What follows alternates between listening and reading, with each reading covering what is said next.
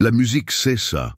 Tout le salon se figea quand elle apparut, enceinte, élégante, bras dessus, bras dessous, avec un homme que beaucoup croyaient disparu. César, le magnate de la mode, laissa tomber sa coupe avant même de pouvoir masquer son choc. Ce soir-là, il avait amené sa maîtresse au gala, mais vit sa femme franchir la porte avec un autre homme, et rien de ce qu'il avait bâti, pouvoir, célébrité, contrôle, ne pourrait arrêter ce qui allait suivre. Le gala des fondateurs de la mode était l'apogée de l'élite créative. Lumières éclatantes, robes inimaginables, flûtes de cristal. Au centre de l'attention, César Dubois. Propriétaire de Maison Dubois, il était plus qu'un magnate. Il était le visage d'une époque. À ses côtés, Léa Moreau, jeune, audacieuse, la nouvelle icône de la mode sur les réseaux sociaux. Les deux se déplaçaient comme s'ils savaient que tous les regards étaient braqués sur eux. Et ils l'étaient. Jusqu'à ce que l'entrée principale s'ouvre. Les bavardages s'éteignirent. Le pianiste rata une note. Et puis elle entra. Camille Lefebvre, enceinte, radieuse, dans une robe saphir qui semblait scintiller sous les lustres. Mais ce n'était pas seulement sa présence qui fendait l'air comme du verre, c'était l'homme à ses côtés, Gabriel Laurent, le designer légendaire que César aurait ruiné des années auparavant. La coupe de César glissa, elle se brisa sur le marbre. Et le monde, un instant, cessa de tourner. Camille avait toujours été du genre à coudre ses propres robes, à écrire des cartes à la main et à se souvenir des noms des concierges de l'immeuble. Quand elle rencontra César, il n'était encore qu'un designer accablé de dettes et d'un trop-plein d'idées. Elle crut en lui quand personne d'autre ne le fit, dans les croquis éparpillés sur le sol, dans les nuits blanches, dans le rêve de lancer leur propre marque. Ils se marièrent jeunes sur un simple toit terrasse, orné de guirlandes lumineuses installées par des amis. Pendant des années, ils vécurent de riz et d'œufs, nourris par des ambitions démesurées. Camille gérait la comptabilité, planifiait les rendez-vous et préparait le café pour les investisseurs. C'était elle qui souriait en coulisses, tandis que César brillait sous les projecteurs lors des interviews. Avec le succès vinrent les défilés internationaux, les contrats de millions d'euros et les dîners avec des gens qu'elle ne reconnaissait plus. Progressivement, il cessa de la consulter. Puis, il cessa de l'écouter. Finalement, il cessa de la voir. Quand elle découvrit qu'elle était enceinte, Camille faillit pleurer de joie. Elle pensa que cela les reconnecterait, rallumerait quelque chose d'endormi. Elle garda le secret quelques jours, imaginant une façon spéciale de lui annoncer. Lors de son dîner d'anniversaire, tenant la main de César sous la table, elle murmura « Nous allons avoir un bébé ». Il sourit, mais pas sincèrement. Il marmonna un « Quelle belle nouvelle », l'embrassa sur le front et retourna à son téléphone. Au lieu de planifier leur avenir, il envoya un message à son assistante. Elle essaya de ne pas y penser. Elle se dit que c'était le stress, le moment, qu'il s'y ferait. Mais les jours se transformèrent en semaines, et rien ne changea. César passait de plus en plus de temps dehors. Événements secrets, réunions de dernière minute. Les mots se firent rares, les regards vides.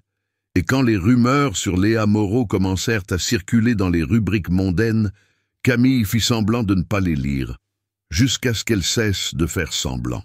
Un matin, buvant son café seule, elle vit la publication officielle, César et Léa au lancement de la nouvelle collection. Le couple le plus iconique de la mode contemporaine, disait la légende. Elle portait encore son alliance. Lui non. C'est là que tout commença à s'effondrer. Ce que Camille désirait ne pouvait pas être exposé en vitrine. Ce n'était pas une question de couverture de magazine ou de place au premier rang de la Fashion Week de Milan. Elle aspirait à ce que ses parents avaient, une maison tranquille, remplie de respect. Elle rêvait de dimanche avec du café frais, de jouets éparpillés dans le salon, et d'un homme qui rentrait à la maison, non pas parce qu'il le fallait, mais parce qu'il le voulait. Pendant un temps, elle crut que c'était ce qu'elle et César construisaient. Même quand il commença à voyager trop, elle laissait encore des mots dans sa valise. Même quand il oubliait les anniversaires, elle lui trouvait des excuses. Même quand ses assistants commencèrent à l'appeler à sa place, elle essaya de comprendre. Mais tout changea rapidement. Les réseaux sociaux se remplirent de photos avec Léa. lors d'événements, en coulisses, à des dîners. C'était comme si Camille n'avait jamais existé. Les commentaires saluaient Léa comme la nouvelle muse, la compagne idéale, l'énergie manquante au génie de la mode. Camille, enceinte de 4 mois, lisait tout en silence, sans la force de répondre, sans le courage de réagir. À la clinique, César manquait les rendez-vous. Toujours une justification élégante. Camille arrivait seule, répondait aux questions du médecin et souriait poliment. Personne là-bas ne savait quelle était sa femme, parce qu'en vérité, elle-même n'en était plus sûre. Un soir, allongée sur le canapé, les pieds gonflés et la télévision allumée en sourdine, une nouvelle apparut à l'écran. César Dubois emmènera Léa Moreau au Gala des fondateurs, l'événement le plus prestigieux de la haute couture française. Le reportage détaillait la robe de Léa, le décor somptueux, la présence d'ambassadeurs et de PDG. À aucun moment le nom de Camille ne fut mentionné. La réalisation lui vint lentement. Ce n'était pas juste une phase. Ce n'était ni la distraction, ni la fatigue, ni la pression. Il était en train d'effacer silencieusement son existence. Cette nuit-là, Camille entra dans la chambre qu'elle avait réservée pour le bébé. Les murs étaient nus. Rien acheté, rien choisi, juste des cartons empilés. Elle s'assit sur le sol froid et posa sa tête contre le mur. L'aimait-elle encore? Elle ne le savait pas, mais elle s'aimait suffisamment pour savoir que ce n'était pas juste. Et il pensait toujours pouvoir tout arranger avec un grand geste, un vague message sur les réseaux sociaux ou un cadeau coûteux. Il pensait, mais elle commençait à douter. Le soir du gala, la ville était enveloppée d'une fine brume. Des grandes fenêtres de son appartement, Camille pouvait voir les lumières lointaines des salles de bal où elle avait été autrefois une présence constante. Non pas comme une étoile, mais comme une partie de la mécanique qui faisait fonctionner le tout. Elle était en pyjama, assise par terre dans la chambre du bébé, les genoux pliés, les mains posées sur son ventre de 6 mois. Le silence était épais, mais pas réconfortant. C'était le genre de silence qui hurlait. La robe bleu marine qu'elle avait achetée des mois plus tôt pour un événement qui ne s'était jamais matérialisé était toujours accrochée dans le placard. Elle songea à en faire don, à la déchirer, mais elle ne put s'y résoudre. Elle se sentait comme le souvenir de quelqu'un qu'elle n'était plus. La sonnette ne retentit pas, son téléphone ne vibra pas de message, pas d'excuse. César était là-bas, souriant à côté de Léa, posant pour des photos sous les flashs. Et elle était ici, invisible. Elle n'avait pas d'appétit pour le dîner. Il ne lui restait plus rien à s'expliquer. Même les excuses internes s'étaient taries. Il est sous pression. Il est juste confus. Quand le bébé naîtra, tout changera. Rien ne changeait. Seulement elle. Camille s'allongea sur le sol froid et fixa le plafond blanc. Ses larmes n'étaient pas dramatiques. Elles étaient sèches, lentes, presque indifférente, comme si son corps achevait simplement le deuil de quelque chose qui s'était terminé il y a longtemps, mais que son cœur refusait d'accepter. Cette nuit-là, elle pensa, « Peut-être ai-je disparu, peut-être que je ne compte vraiment pour rien. » C'est alors que son téléphone vibra. Une notification. Pas des réseaux sociaux, pas de la clinique, un message direct de quelqu'un qu'elle n'avait pas vu depuis 4 ans. « Camille, c'est Gabriel. Je sais que ce soir n'est pas facile, mais il y a des choses que tu dois savoir. On peut parler? Je peux t'y emmener si tu veux. Tu ne devrais pas traverser ça seul. Gabriel Laurent, l'homme que César appelait le génie des coulisses. Un designer brillant, créateur des premières collections de Maison Dubois, jusqu'à ce qu'il disparaisse mystérieusement dans un scandale étouffé. Elle lut le message 2 fois, 3 fois. Son cœur s'emballa. Pourquoi lui écrivait-il maintenant? Que savait-il? Et pourquoi offrirait-il quelque chose d'aussi gentil? Si tu ne veux pas y aller seul, je t'accompagnerai. Mais le choix t'appartient. Elle regarda son reflet dans la fenêtre. Elle était pâle, gonflée, mais vivante, toujours là, toujours entière, même si fissurée à l'intérieur. Elle ne répondit pas. Mais pour la première fois depuis des mois, quelque chose pulsa en elle, une étincelle, la possibilité d'être vue, de ne pas se cacher, de ne plus accepter le rôle de femme oubliée, tandis que le monde applaudissait la farce de l'homme qu'elle avait aidé à bâtir. Elle retourna dans la chambre, alluma la douce lumière jaune de la lampe de chevet et ouvrit le placard. Elle toucha la robe bleue. Elle lui allait toujours. Elle était toujours sienne. Et en la posant sur le lit, Camille ne savait pas exactement ce qu'elle ferait cette nuit-là. Mais elle savait ce qu'elle ne ferait plus. S'éteindre pour protéger l'ego de quelqu'un qui ne se souciait plus de qui elle était. Vous êtes-vous déjà senti comme si vous disparaissiez dans votre propre vie? Comme si, un jour, vous cessiez simplement d'être vu? Si oui, répondez-moi par un « oui » dans les commentaires. Je les lis tous. Et parfois, savoir que quelqu'un d'autre a traversé la même chose nous aide à tenir bon. Camille resta un moment à regarder la robe sur le lit. Le tissu semblait une autre peau, une qu'elle avait cessé de porter. Elle passa la main sur la couture de la taille. Là, son ventre était déjà visible, fort, présent. Un signe que la vie avançait, même quand tout autour semblait paralysé. Dans le miroir, elle vit son visage sans maquillage, des yeux fatigués, des cheveux attachés n'importe comment. Mais il y avait quelque chose là, une résolution tranquille, une femme qui, bien que blessée, tenait toujours debout. Elle prit son téléphone. Ses mains tremblaient. Elle écrivit un message à Gabriel. « Peux-tu venir me chercher dans 40 minutes ?» Elle n'expliqua rien. Elle ne se justifia pas. Elle envoya juste le message.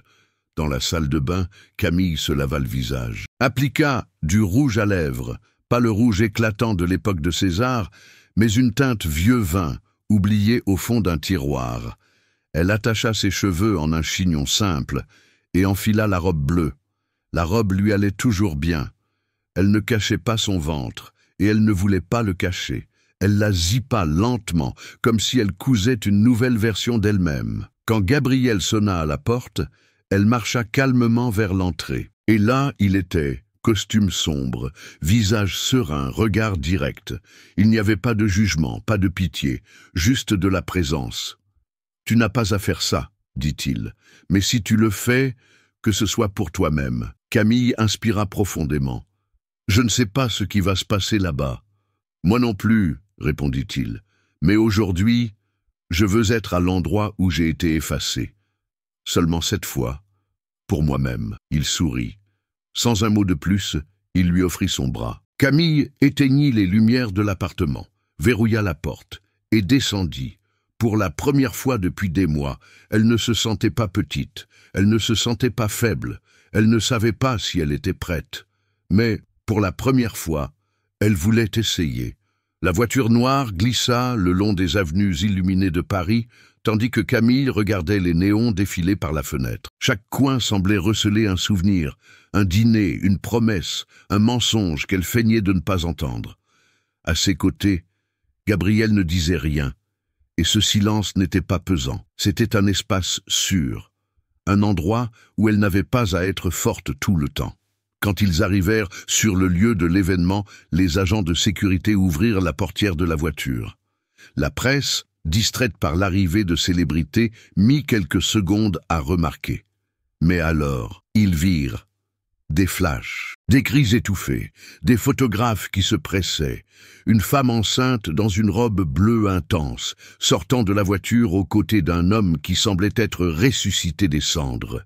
« C'est elle ?» chuchotait-il. « C'est Camille Lefebvre.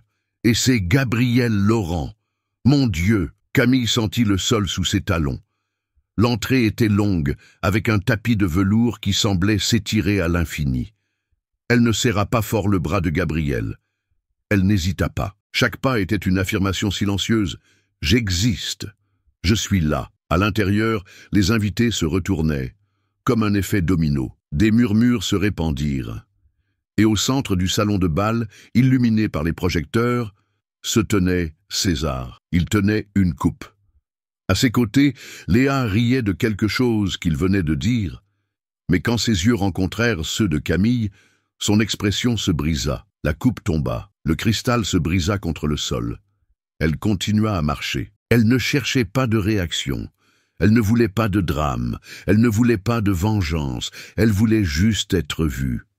Et à cet instant, sans prononcer un mot, ce fut comme si tout le salon entendait le cri qu'elle avait étouffé pendant des mois. Camille traversa le salon de bal, comme si elle parcourait son propre passé. Les lustres pendaient au-dessus de sa tête, comme des jugements silencieux. Elle reconnaissait des visages, les partenaires commerciaux de César, d'anciens employés, des journalistes qui écrivaient sur sa maison, mais jamais sur son absence. Tous la regardaient de maintenant comme s'ils voyaient un fantôme. Intérieurement, elle n'était pas seulement résolue, elle avait aussi peur. Et si tout cela était une erreur? Et si, au final, elle s'accrochait à un espoir futile? Et si, à la minute suivante, quelqu'un lui rappelait à quel point elle avait été insignifiante? Ils s'arrêtèrent devant une table réservée dans un coin de la pièce. Gabriel lui tira une chaise. Camille le remercia d'un discret hochement de tête.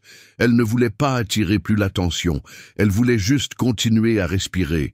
César était toujours de l'autre côté, immobile. Léa essayait de comprendre ce qui se passait, mais il ne répondait pas. C'était comme si le sol s'était ouvert sous ses pieds.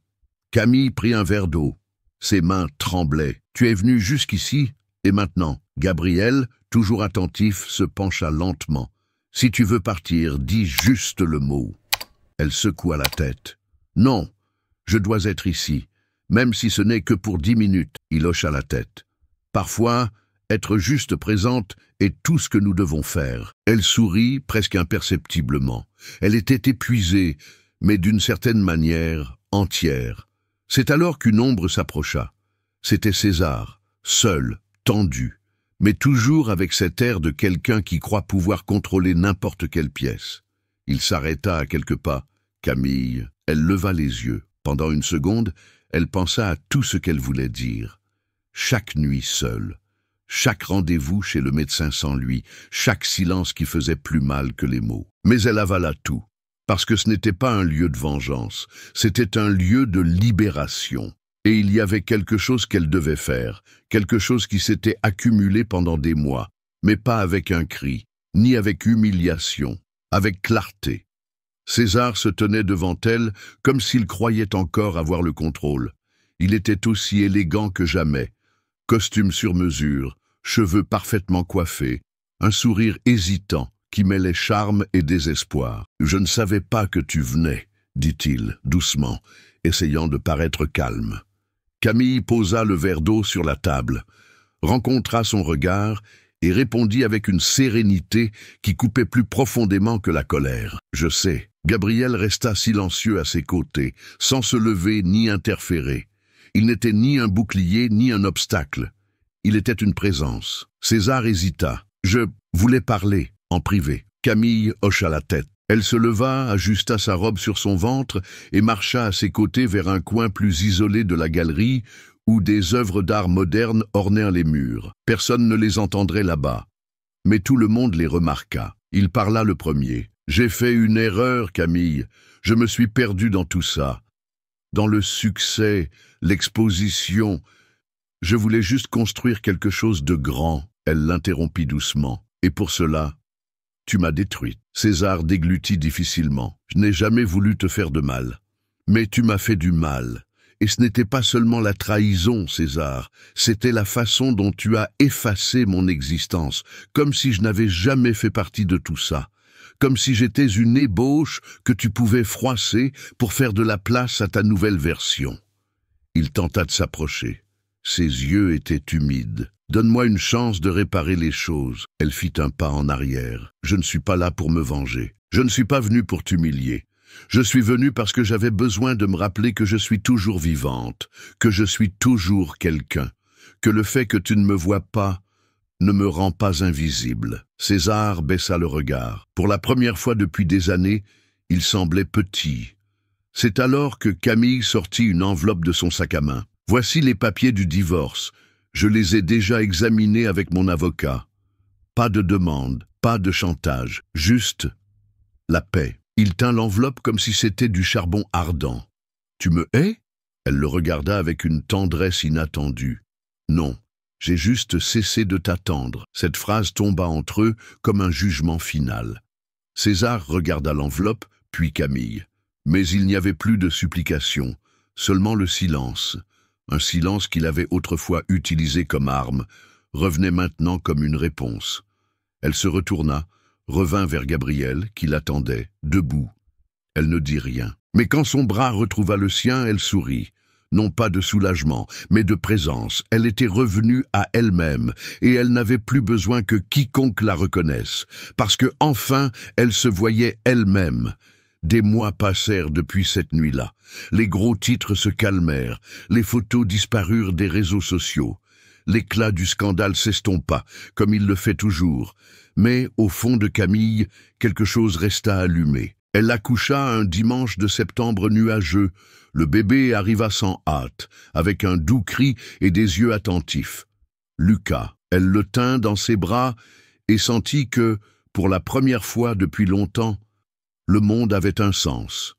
Non pas le monde extérieur, mais le sien propre. Gabriel lui rendit discrètement visite le 3e jour. Il apporta un petit bouquet et un livre de contes pour enfants, avec une dédicace simple. Pour quand il voudra entendre des histoires de courage. César apparut une semaine plus tard. Il apporta des fleurs coûteuses et un air honteux. Il tint Lucas dans ses bras, les mains tremblantes. Ils ne parlèrent pas du passé. Elle ne demanda rien. Il ne promit rien. Mais il y avait quelque chose de nouveau dans l'air. L'humilité. Camille n'attendait plus de miracles. Elle savait que certaines choses ne reviennent pas. Mais elle savait aussi que d'autres pouvaient commencer, lentement, sans tambour ni trompette. L'appartement avait maintenant des photos au mur et le berceau assemblé dans le coin de la chambre.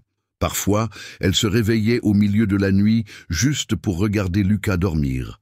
C'était comme si le monde entier tenait dans cette pièce faiblement éclairée au souffle doux.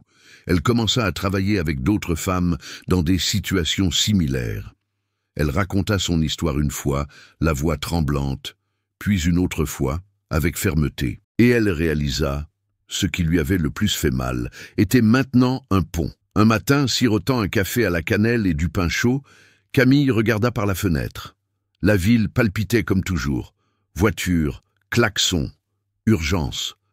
Mais en elle, il y avait le silence, le bon, celui qui vient quand on se retrouve après avoir été perdu si longtemps. Elle ne savait pas ce qui allait arriver, mais, pour la première fois, elle n'avait pas peur, parce qu'elle n'avait pas conquis le monde. Mais elle avait conquis ce qui était en elle. Camille apprit que toutes les douleurs ne laissent pas une cicatrice visible. Certaines se cachent dans les gestes automatiques, dans les nuits silencieuses, dans les messages que l'on écrit mais qu'on n'envoie jamais. Ce qui lui fit le plus mal, ce ne fut pas la trahison de César. Ce fut de réaliser que, peu à peu, elle s'éteignait. Essayer d'être la femme qu'il désirait. Essayer de s'adapter à l'espace qu'il laissait. Essayer de ne pas déranger, de ne pas exiger, de ne pas en faire trop. Elle cessa de se voir pour continuer à être vue par lui, et c'est dans cet abandon de soi qu'elle faillit disparaître. Mais en se levant cette nuit-là, en enfilant la robe bleue et en faisant chaque pas avec détermination, Camille a retrouvé quelque chose qu'elle ne savait même pas avoir perdu, sa propre voix. Aujourd'hui, elle sait qu'elle n'a rien à prouver à personne, qu'elle n'est pas moins femme pour avoir été quittée, qu'elle n'est pas moins forte pour avoir pleuré en silence. Elle a découvert que recommencer n'est pas un signe de faiblesse, c'est du pur courage. Et peut-être avez-vous aussi ressenti cela, peut-être avez-vous essayé d'être tout pour quelqu'un, et malgré tout, cela n'a pas suffi. Peut-être êtes-vous exactement à cet endroit en ce moment. Et si c'est le cas, écoutez attentivement. Vous n'êtes pas seule, vous n'êtes pas petite, et votre histoire peut encore changer. Car ce n'est pas la fin qui vous définit, c'est ce que vous en faites. Si cette histoire vous a touché d'une manière ou d'une autre, laissez un j'aime ici. C'est une façon simple de me dire que ça vaut la peine de continuer à raconter des histoires comme celle-ci. Dites-moi dans les commentaires de quelle ville vous regardez. Je les lis tous avec attention. Et je réponds toujours à ceux qui prennent un moment pour discuter avec moi ici dans les vidéos. Et si vous croyez au pouvoir des nouveaux départs, des histoires vraies et émouvantes, abonnez-vous à la chaîne. Il y a encore tant de beaux chemins à partager avec vous. Ne partez pas encore. Choisissez l'une des 2 histoires que j'ai laissées à l'écran. Je vous retrouve dans la prochaine vidéo.